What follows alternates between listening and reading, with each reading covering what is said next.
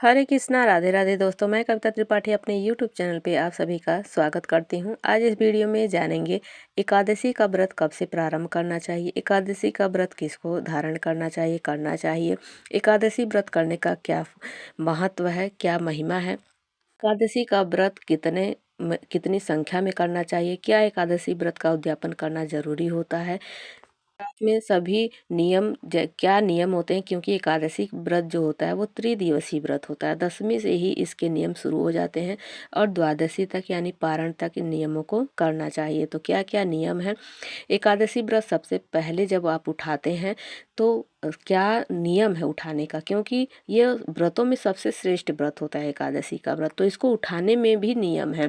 तो क्या वो नियम है आगे इस वीडियो में जानेंगे। तो चलिए वीडियो शुरू करते हैं। संपूर्ण जानकारी इस वीडियो में आप सभी को मिलने वाली है और वीडियो बहुत ही हेल्पफुल होने वाली है, तो प्लीज़ पूरा वीडियो देखिएगा और कमेंट में हरे कृष्णा तो अवश्य रूप से ही लिखिएगा। तो चलिए वीडियो शुरू करते हैं। देखिए, एकादशी व्रत जो होता है वो सभी व्रतों में श्रेष्ठ है। अगर आप का शरीर सामर्थ्य नहीं है, कोई व्रत आप नहीं कर सकते, तो आपको कोई व्रत आप मत कीजिए, लेकिन केवल एक एकादशी का व्रत पूरे नियम से आपको अवश्य रूप से करना चाहिए। देखिए, महीने में 2 एकादशी आती है, कृष्ण पक्ष की और शुक्ल पक्ष की। तो इन दोनों पक्षों में कभी आपको भेद नहीं करना चाहिए, क्योंकि बहुत से ऐसे विश्वास फैले हुए हैं कि केवल शुक्ल पक्ष की करनी चाहिए। नहीं, ऐसा बिल्कुल भेद आपको नहीं करना चाहिए, नहीं तो आप पाप के भागीदार बनेंगे। तो अब चलिए जानते हैं, सबसे पहले आप एकादशी का व्रत शुरू करना चाहते हैं तो कब से शुरू करना चाहिए। तो देखिए, मार्गशीर्ष मास की यानी अगहन मास में कृष्ण पक्ष की जो एकादशी आती है, उत्पन्ना एकादशी, उस दिन उत्पन्ना एकादशी के दिन माता एकादशी का जो प्रादुर्भाव हुआ था, उनका जन्म हुआ था। तो आपको व्रत शुरू जो करना चाहिए वो उत्पन्ना एकादशी से ही शुरू करना चाहिए। उसके अलावा अगर बीच में आपको पता लगता है एकादशी व्रत की महिमा, तो आप माघ मास से शुरू कर सकते हैं, कार्तिक मास से शुरू कर सकते हैं। साल में देखिए टोटल 24 एकादशी होती है, लेकिन जिस दिन अधिक मास होता है उस दिन उस साल 26 एकादशी आपको मिलती है। तो सभी एकादशियों का व्रत आपको धारण करना चाहिए। सभी एकादशियों की अलग अलग नाम है, अलग अलग उनकी महिमा है और उनकी व्रत करने का अलग अलग आपको फल मिलता है, उनकी कथा सुनने का भी आपको फल मिलता है। ये हमारे शास्त्रों की क्या महिमा है कि जो मनुष्य एकादशी का व्रत नहीं भी कर पाते हैं ना, अगर वो कथा ही केवल सुन लेते हैं तो कथा सुनने का, प्रत्येक एकादशी की कथा सुनने का अलग अलग आपको फल मिलता है। तो एकादशी व्रत धारण करना चाहिए और साथ में कथा तो अवश्य रूप से ही सुननी चाहिए। अब चलिए जान लेते हैं नियम किस प्रकार के नियम आपको, अगर आप पहली बार व्रत उठा रहे हैं। तो देखिए, सबसे पहले तो आप महिला हैं अगर, व्रत, बहुत सी ऐसी भ्रांतियां फैली हुई हैं कि मासिक धर्म समाप्त होने के बाद ही महिलाओं को ये व्रत धारण करना चाहिए। बिल्कुल ये मिथ्या है, बिल्कुल ही ये एक तरीके से अंधविश्वास है। तो इसलिए आपको बिल्कुल भी 8 वर्ष की आयु से आप व्रत शुरू कर सकती हैं। महिला हो, पुरुष हो, बालक हो, वृद्ध हो, कोई भी एकादशी का व्रत को धारण कर सकता है। अगर बस महिलाओं के लिए एक यहाँ पर एक बस नियम बताया गया है कि देखिए, जो एकादशी का व्रत करते हैं ना, वो प्रभु भक्ति में लीन होने लगते हैं।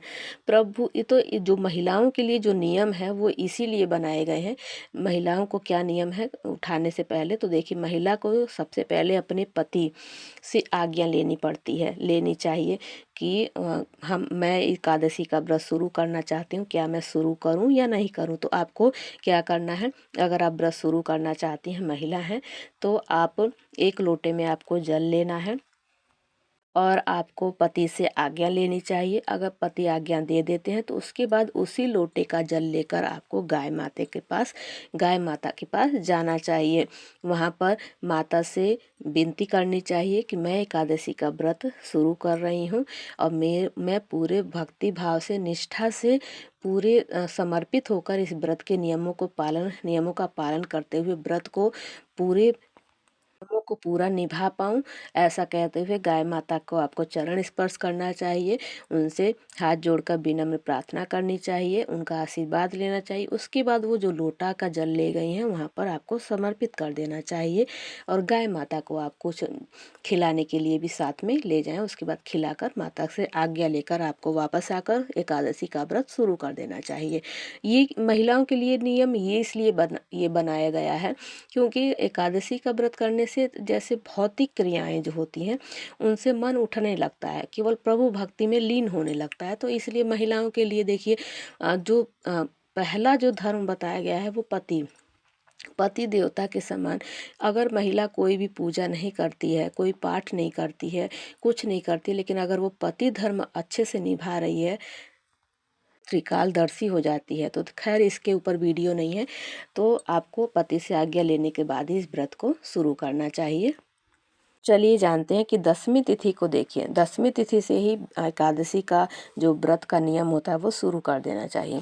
एकादशी की शाम को आपको दातुन कर लेना चाहिए और रात को भोजन नहीं करना चाहिए। लेकिन अगर आजकल का परिवेश ऐसा सामर्थ्य नहीं है हर किसी के पास, तो आप सात्विक भोजन कर सकते हैं, लेकिन उसके बाद आपको दातुन अवश्य रूप से, ब्रश यानी अवश्य रूप से आपको मुख शुद्धि जरूर कर लेनी चाहिए।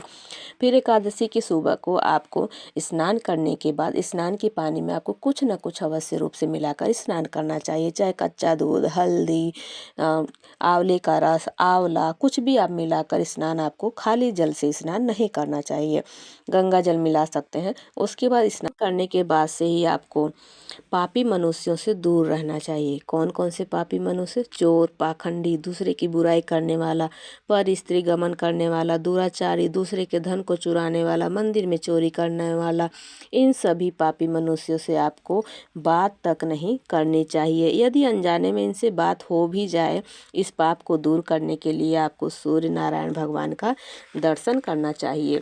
स्नान के बाद आपको भगवान नारायण की विधि विधान से धूप दीप नैवेद्य से पूजन करना चाहिए। रात को आपको दीपदान अवश्य रूप से करना चाहिए। माता तुलसी की पूजा आपको अवश्य रूप से करना चाहिए। उस दिन आपको पूरा सात्विक रहकर भगवान की भक्ति में आपको लीन रहना चाहिए। उस रात को नींद और स्त्री का त्याग करना चाहिए, यानी ब्रह्मचर्य का आपको पालन करना चाहिए और नींद यानी दिन में आपको सोना नहीं चाहिए। एकादशी के दिन भजन, सत्संग, वो भक्ति में लीन रहकर आपको दिन बिताना चाहिए। उस दिन श्रद्धा पूर्वक ब्राह्मणों को आपको दक्षिणा अवश्य रूप से देना चाहिए और अपने गलतियों की आपको क्षमा याचना प्रभु से अवश्य रूप से मांगना चाहिए। देखिए एकादशी व्रत शुक्ल पक्ष, कृष्ण पक्ष का भी भेद नहीं समझना चाहिए, दोनों एकादशियों का व्रत धारण करना चाहिए। जो मनुष्य एकादशी का व्रत करते हैं उनको शंखो द्वार तीर्थ में स्नान एवं दर्शन करने से जो पुण्य मिलता है वह एकादशी व्रत के पुण्य के 16वें भाग के बराबर भी नहीं है। इतना इतना महिमा है एकादशी व्रत की। व्यतीत योग में, संक्रांति में तथा चंद्र सूर्य ग्रहण में दान देने से और कुरुक्षेत्र में स्नान करने से जो पुण्य प्राप्त होता है वही पुण्य मनुष्य को एकादशी का व्रत करने से मिल जाता है।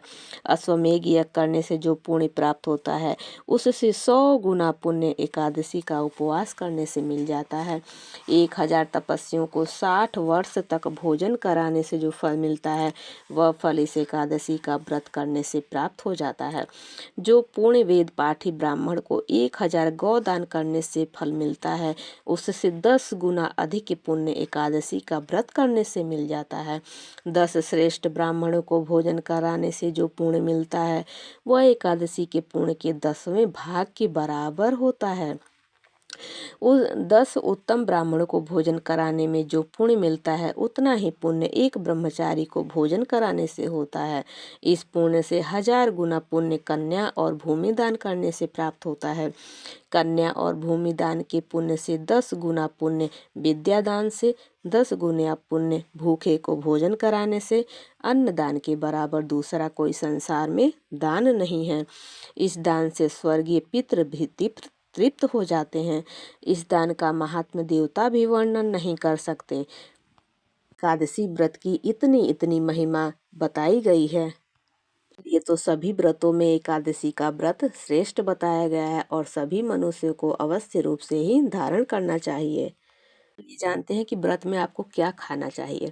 तो देखिए, नमक का सेवन तो नहीं करना चाहिए, लेकिन बहुत ही विवशता है, बहुत ही शरीर सामर्थ्य नहीं है, तो उसी कंडीशन में आपको नमक का सेवन, सेंधा नमक खाना चाहिए, नहीं तो नमक का आपको त्याग करना चाहिए आपको।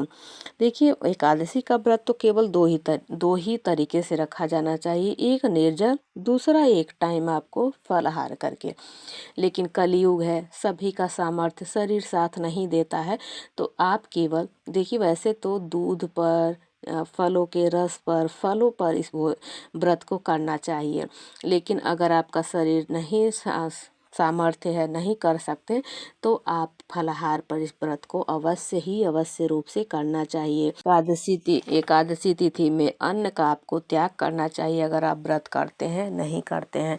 खासकर चावल तो आपको नहीं ही खाना चाहिए। चावल का प्रयोग पूजा में ना करना चाहिए, ना ही खाने में करना चाहिए। भी मनुष्य अगर एकादशी का व्रत नहीं करते हैं तो उनका यज्ञ, दान, तप सभी व्यर्थ होता है, उसका कोई मतलब नहीं होता है। तो एकादशी व्रत करने से ही यज्ञ, दान, तप का आपको फल मिलता है। अगर आप एकादशी व्रत नहीं करते हैं तो इन सब का फल भी आपको नहीं मिलता है। एकादशी व्रत का फल हजार यज्ञों से भी अधिक होता है। तो मैंने बताया व्रत के एकादशी का जो दिन होता है, व्रत का नियम, व्रत का खाने, क्या खाएं क्या नहीं। अब चलिए जानते हैं पारण। तो अगले दिन आपको पारण के समय में ही पारण करना चाहिए। वैसे रात्रि जागरण का विधान है, अगर आप रात्रि जागरण नहीं कर सकते तो एक अखंड दीपक आपको अवश्य रूप से प्रज्वलित करके रखना चाहिए। अगले दिन पारण के बाद ही उसे अपने आप मत बुझाइएगा, उसमें इतना तेल घी होना चाहिए कि पारण समय तक ही आपका वो प्रज्वलित यानी जलता रहे दीपक। अगले दिन आपको पारण करना चाहिए, तो स्नान ध्यान करने के बाद, पूजा करने के बाद कुछ दान निकालना चाहिए। ब्राह्मण बुलाकर भोजन करा सकते हैं तो भोजन कराना चाहिए। उसके बाद आपको दान निकालने के बाद प्रभु को भोग लगाना चाहिए। अगर लड्डू गोपाल जी हैं तो भोग लगाइए, ठाकुर जी को भोग लगाइए। उसके बाद उनका प्रसाद पाकर सबसे पहले मुख में आपको गंगा जल और तुलसी दल डालना चाहिए। उसके बाद व्रत का आपको पारण करना चाहिए। व्रत के पारण में सरसों के तेल का वर्जित है, तो सरसों का तेल के अलावा आप घी में या रिफाइन में बनाकर आपको भोजन ग्रहण करना चाहिए। व्रत का पारण करना चाहिए, यानी व्रत खोलना चाहिए। इस प्रकार आपका व्रत जो होता है वो पूर्ण होता है। ये जानते हैं कि व्रत का उद्यापन आपको कितने संख्या में व्रत करना चाहिए। पहले जानते हैं कि कितना व्रत, तो देखिए, आपको कम से कम 108 एकादशी का व्रत करना चाहिए, जो कि 4-5 साल में पूरा हो जाता है। तो आपको 108 एकादशी का व्रत अवश्य करना चाहिए। उसके बाद आपको व्रत का उद्यापन, देखिए, वैसे आप नहीं करेंगे तो कोई दिक्कत नहीं है, लेकिन एक बार अगर आप उद्यापन करके उसके बाद आजीवन आपको व्रत आप कर सकते हैं। एक बार उद्यापन करना जरूरी होता है कि जितनी महिमा व्रत करने की है उतनी ही महिमा व्रत का उद्यापन करने की भी है।